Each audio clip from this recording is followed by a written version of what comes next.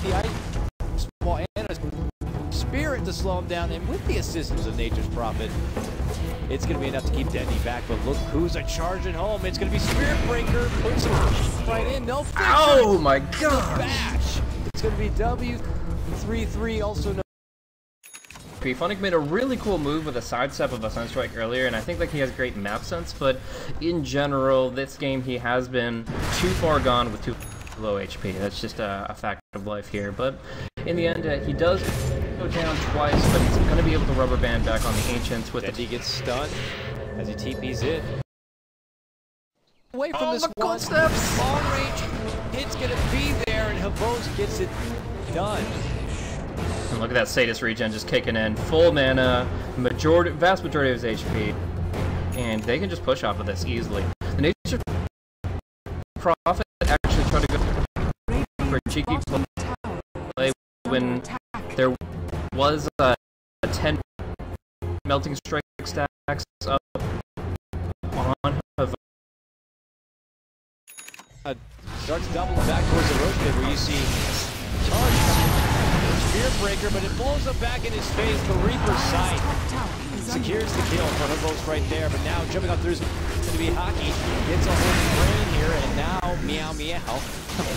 Can't score. Gets caught out very quickly. Dendy, big Echo Slam, return fire from FNG, but they're still on the hunt. Dendy. Which was, I think, my second favorite option, and actually Solitude. They commit an Echo Slam to take down the Shrek, but Spear Breaker fighting there to get a little bit of something back, and they do take down Skywrath Mage, but Nature's Prophet also committed for this one. Might be caught out. Sunstrike, not going to matter as their Shaker ends up falling regardless. And there, they also managed to bring down your Spear Breaker, make it a 3 for 2. Be taking that, no problem at all. Yeah, Funnick's gonna pick up this Pipe of Insight, which isn't good against almost any hero but the Leshrac, like the Rapid Nature and stuff. Yeah, but... Oh, jump in duel, gonna be saved though from that Ravage, and it's gonna be double winner! Necro and the Reaper Scythe gonna get a hold of Leshrac. This is He does have his Blink Blade Mail though, and some members have to be careful. If the Refraction's gone or if the BKB is not there, or Necro, either one of them could be in some trouble. We're gonna see the Blink, the duel. Will they be able to bring him down? They hold the most in place. Big miss. Declare with the Blade Mail, fires back huge damage and takes out Skywrath Mage. Roasted already falling with big BKB or big Bloodstone. They'll come right back, but it's Dendy now, bringing out huge. For that refresh orb. Finally, Funnick is going to be picking it up. I think that the Dagger and Pipe were good transitional items, but eventually you need to get the mana item, aka the 4-step, in order to get enough mana to support the refresh orb, which is going to be coming up soon. But as we talk about that, Hex does come through, and as far as 4 staffs go, they do have 2 to counteract it to an extent. They have the Earthshaker and the Tide, who can both bail out any Hex targets if they're nearby. Double damage. Navi sweep from bottom to top now, moving up towards the river. They scout out and see that a Solitude Spirit Breaker is nearby. They get the gist that BBC could be on the other neck of the woods now. They don't have what looks like any sort of proper vision in their own woods. They don't. And looking to go on in. Funnick. A little bit of a pitch in here. Bringing it in, but just more timid play coming out from both sides. This could very well be a bit of a stalemate from both sides until Roche does pop back up. And we could see a possible engagement there. As Navi sweeps on through the bottom, they could get some wards down on the way if they wanted to, just to get some extra vision by the Roche pit if necessary. But for now, they're just more continuing to press on down bottom. Uh-oh. Levy.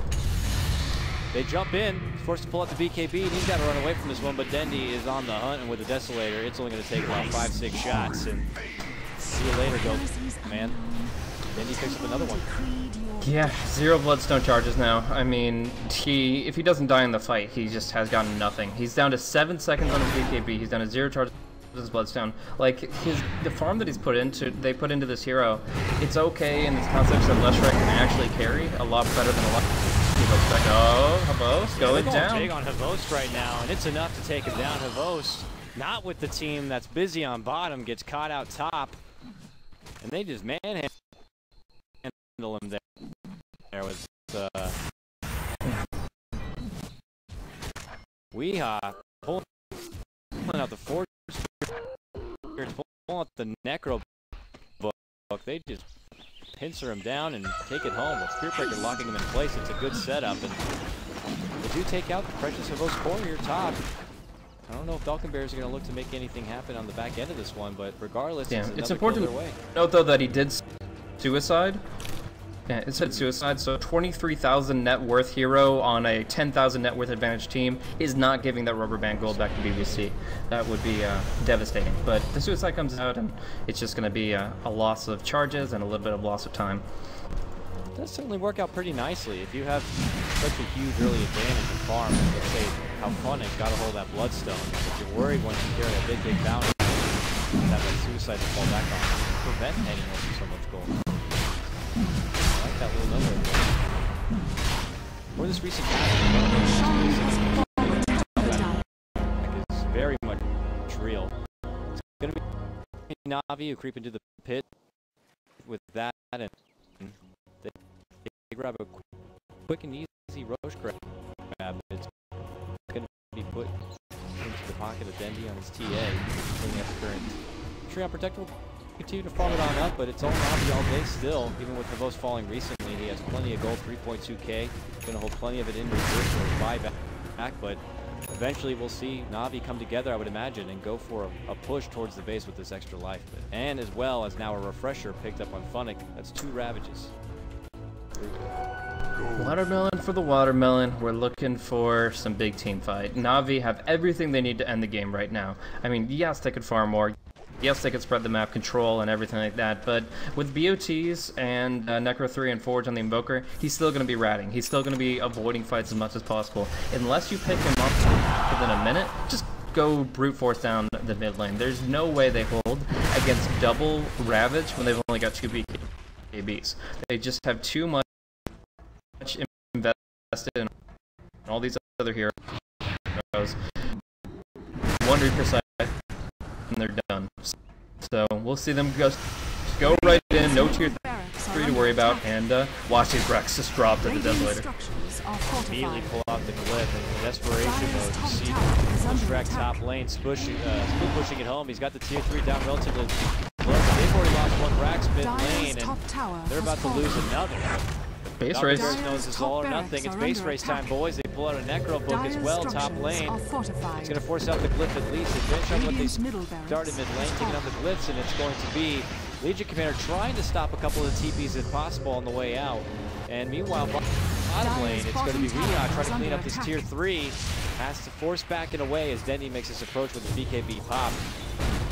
Trying desperately to stop these creeps from taking the tier 3, but 30-10. One more auto attack. Oh, Vincere is going to go down to the duel in the mid lane here. They did TP and charge on top of them, so you can only escape so far. And in this case, yeah, actually I believe he canceled the TP to get the Yules on Brute Commander so that they wouldn't be able to interrupt the tide or anybody like that. So in the end, Dendy just goes man mode here. He's got the Aegis, he knows what he can accomplish with it, and yeah, he has absolutely no fear even without the BKB. So for the trade, Navi finish out all of mid lane, taking down the set of racks, while it's just a simple 2 tier 3s that fall on the side of Navi. Balkan Bears, I guess for now, it just kind of gives them another little bit of a economy update for themselves, but still, it's all Navi in this one. Still near the 10k mark in their favor. BBC, they need to consider pulling out an all or nothing play, I would assume at this point, but question is do they have the formula to make some big comeback play now? Spearbreaker charging, I imagine, just towards the lane. Yep.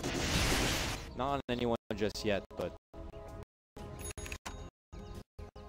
man, oh man, I'm sure Phonic is just itchy to put to work 2 Ravages, man.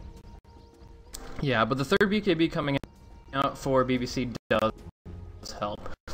Balkan Bears are able to nullify the Ravages, or at least one of the Ravages, and then force Phonic to take a bit of time out there, 8 to 10 seconds before the second one pops. And yeah, that can be all the time in the world for BBC to try to take out a couple of the major heroes. A Necro is really hard to focus down though, because not only is he rocking the massive armor and magic immunity as well as some great effective HP, but he's got the cheese. So anytime he's not disabled, he feels he needs to pop that to bring himself back up to full HP. He's going to be in a good spot. We do see up top, there is going to be Weehaw looking for the Hex on Advanced Core, and he gets hardcore creep blocked by the Dire Creeps and MVP Creepies, and now it looks like Weehaw's in a bit of a bad.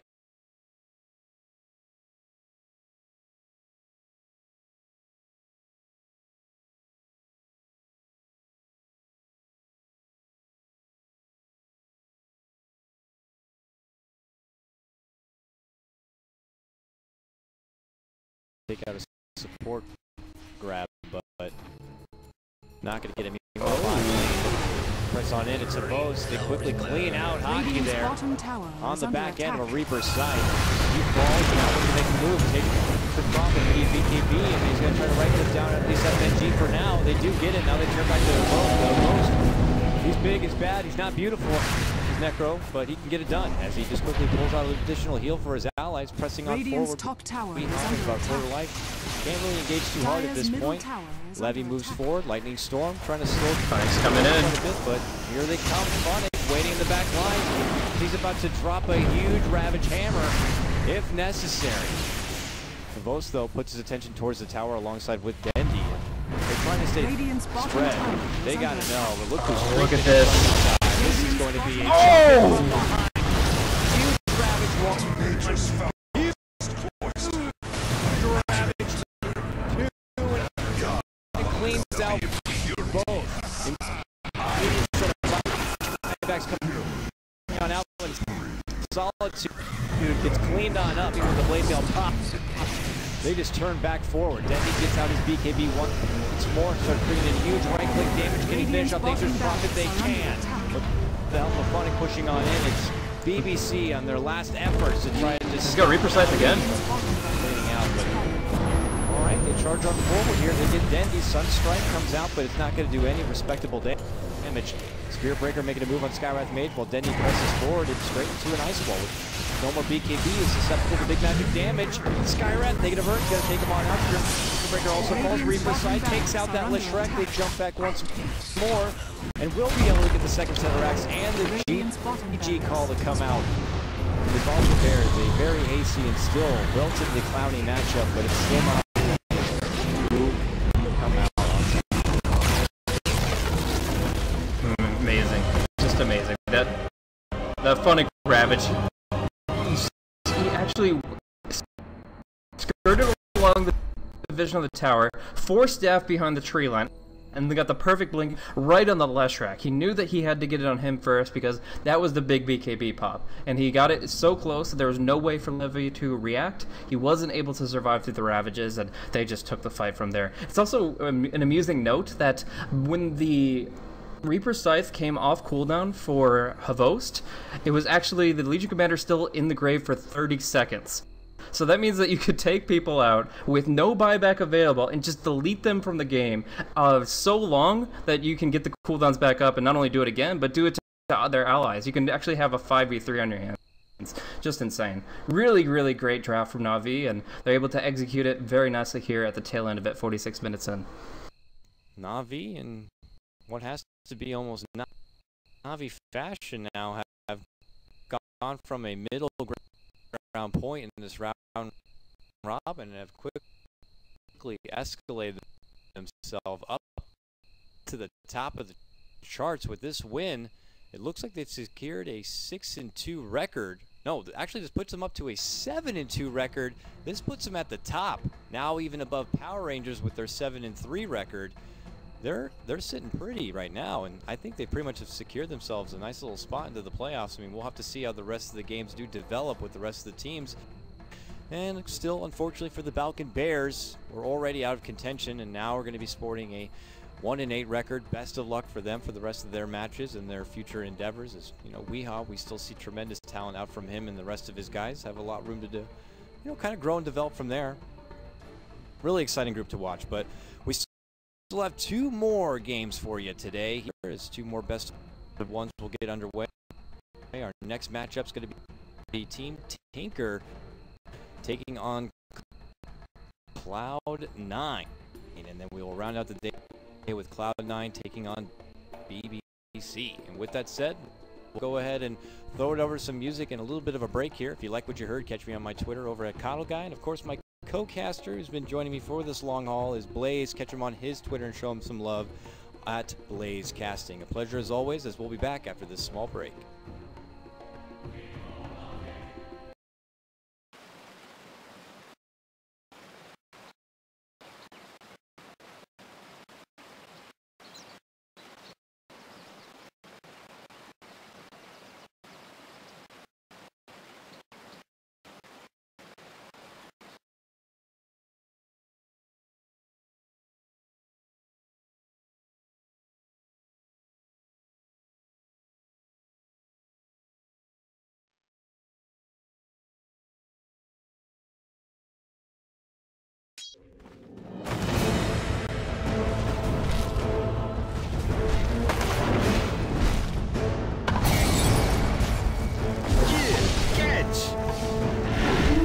Back and forth. It does barely get the maximum range, but Paladai will still fall for the first blood.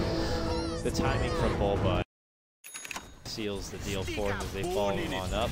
Just gets caught out a little too far, maybe getting a little too assertive, trying to get the back end of this tower with the last liquid fire, but can't get it. Now come with me, he's just gonna hit it home. One more swing, how to do it. Boom. Nope, one more swing. Boom. There it is. Dire's bottom tower has been denied. Sometimes it just takes down that last little.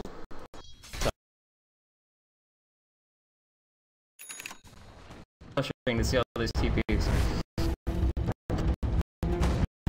Yeah, the one thing that Necro can't even do is try to get something done even on his own right, using those boots and travel to just try to get away from Bulba. Bulba ain't no joke, he ain't no pushover, man. He'll have the TP ready to go if necessary. He'll bomb back out. Bomb lane up, they do finish out that tier 2 tower, so even more. Still waddling to the middle, gets the Ravage off, but doesn't catch quite enough. He falls right after. Cloud9 with a big advancement. Sing Sing is going to be forced to buy back to come in. Come with me, pulling them away from the base before they take him down here. Gets off a nice multi, but it's not going to matter a whole lot. It's EE now picking up a. Sends Koikfa to the grave. Not Koikfa, Pipe to the grave for 80 seconds. Gets Viper strike now. Catches on bone 7, bringing a really slow to a halt. Sing Sing going to be right there to kind of hammer it home. Still very nice force up.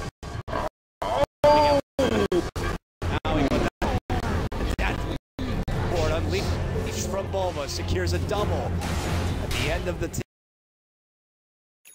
And the AT slows him right into an ice path where he gets caught out and taken down. Eternal Envy cleans him up, and they're on the hunt for Bulba, who's just trying to put him on a wild goosey chase rather from the base. Shadow Amulet saves him for now, but just takes a couple of AoE spells to take him out, and now See them pushing the mid lane here. Buyback will come out from Viper. Probably his last one this game, and Necrophos is finding a 10-second cooldown on his ultimate. If he gets that back up and gets a kill with it, the game's over.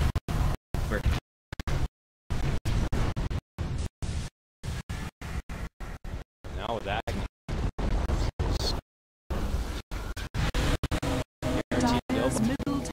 back at this point.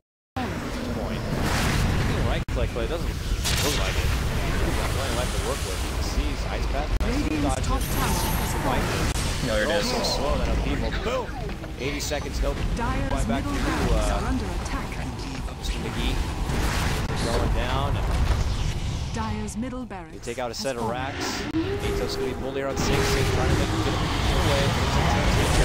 We're going to be taking another loss here. The Summit 2, 4th straight now.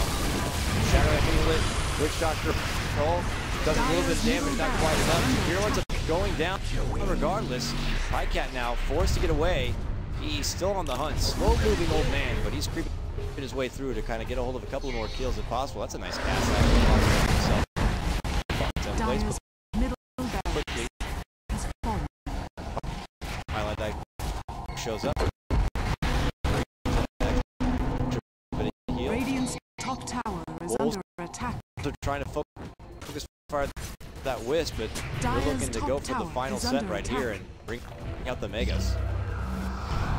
Indeed. But this is an opening where Team Tinker are a little bit stronger, I think, if they get the right Dyer's initiation. middle But tower obviously has they still have fallen. that Aegis on Eternal Envy. They've got BKBs on both, so it's hard to feel like you have the Dyer's opening top here. tower has Viper fallen. coming in, Pycat with the TP. This is the committal.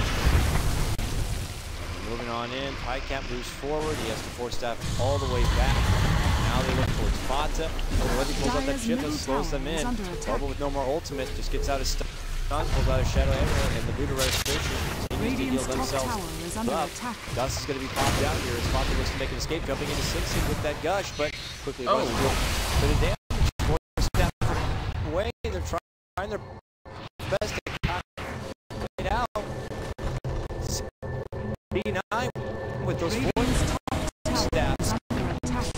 It's working for now, but it doesn't stop them from taking Dyer's these top tower is under attack. Ravage? Oh, he can't quite get it off yet. Sing Sing's not finding the mark. He blinks outside of the base, it looks like for now. Towards Twilight Die, they finish him off with a nice gust. It's going to be out. He pulls out from the base, turns towards him, come with me, pulls out the Fire Blast right Dyer's there. top barrel. Drop a Chaotic Offering, even if it's on Ogre's head, why not, right? Sing Sing fires back with a very nice Ravage. It's a double kill with it. Now he's trying to get away. He chases him down one more right click. Plus that Aura. Nope, it's the Aura that takes him down. Turns back. Sees the Viper Shiv is going to be popped. Deathwood going to be dropped as well from Bulba. Starts moving into his ass. For both teams, the Ice Path. This is just like one last rumble.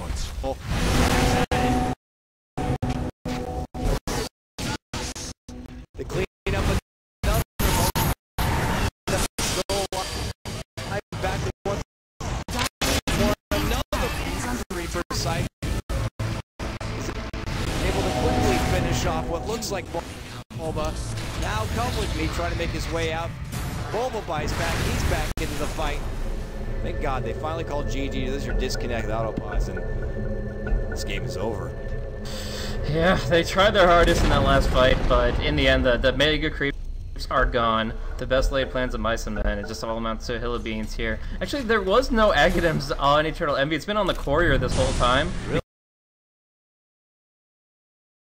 Didn't feel like dropping the mech, so Bulba actually got to buy back after that side, but it doesn't matter. They had just such a great advantage out of the laning phase. I love that aggro try.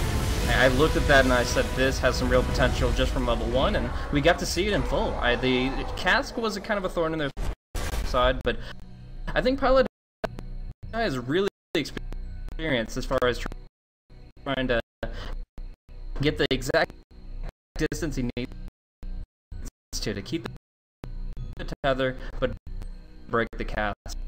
And we saw that multiple times over. So really smooth play from Paladin on the Wisp. Overall, I like the bottom lane relocate about 8 minutes ago wasn't ideal, I don't think. He did miss one most recently on a BKB target, but in general he played a great Wisp. For 0, 8, and 15, can't complain. And obviously the linchpin of their lineup was EE on the front line there. Fata also showing some supremacy. So Team Tinker, I honestly think they could have held that against a conventional strategy. I think they had a good draft in general overall, and this is the best we've seen them play in the past few games. But at Cloud9, they outgunned them with some really clever theory crafting. Yeah, I'm not going to be surprised if that Necrofo starts to appear more and more into Cloud9's kind of draft lineups.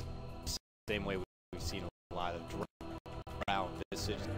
This could be something else that they kind of pull out of their back pocket for a lot of the matches to come here, as Necrofo and Wisp especially together, clearly showing a lot of potential here in this new meta. So with that said, the match is concluded. It's going to be Cloud9 who do come out on top.